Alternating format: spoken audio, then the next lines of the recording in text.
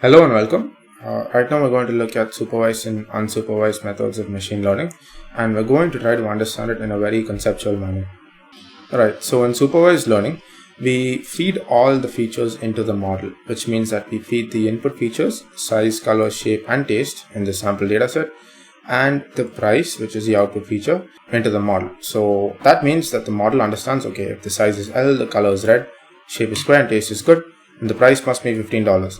So this means that the accuracy is going to be very high, assuming that we have a lot of records to train on, right? In unsupervised learning, however, we only provide this much of the dataset to the model, which means that we do not provide the output label. And that means that the model cannot accurately predict an output, but what it can do is it can learn the similarity of each record pretty well. We would use unsupervised learning in areas where accuracy is not important, but we need speed and we need to use less resources, right? And it also specializes in methods like clustering and dimensionality reduction, which are again all similarity based methods. And supervised learning is used in tasks that we've talked about earlier, like regression and classification and such. So in most modern use cases, we're not going to be able to simply apply just supervised or unsupervised learning methods. We're going to have a certain amount of labeled data, we're going to have a certain amount of unlabeled data, right?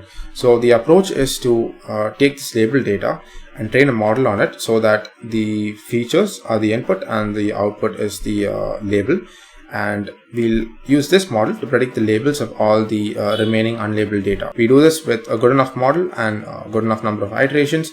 What happens is we have the entire data set that had a certain amount of unlabeled data is now going to be converted to a fully labeled data set.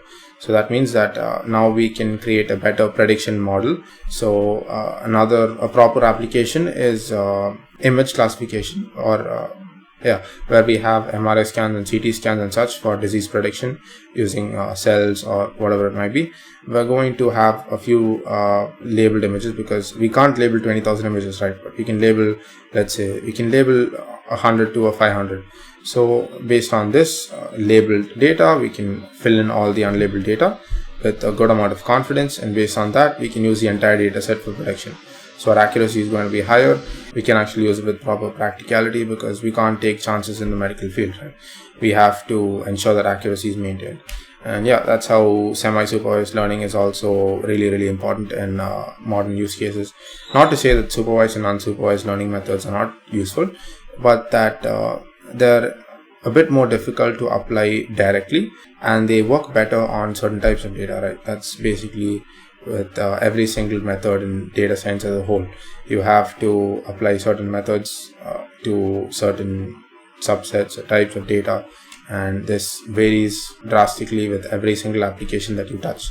So yeah, that's about it about supervised, unsupervised and semi-supervised learning. I hope that you all understood it very conceptually and with a proper intuitive understanding. And if there's any more doubts, I'd like to hear it in the comments. And yeah, keep learning. Curiosity is the only reason we've gotten this far, and I'll see you guys in the next one.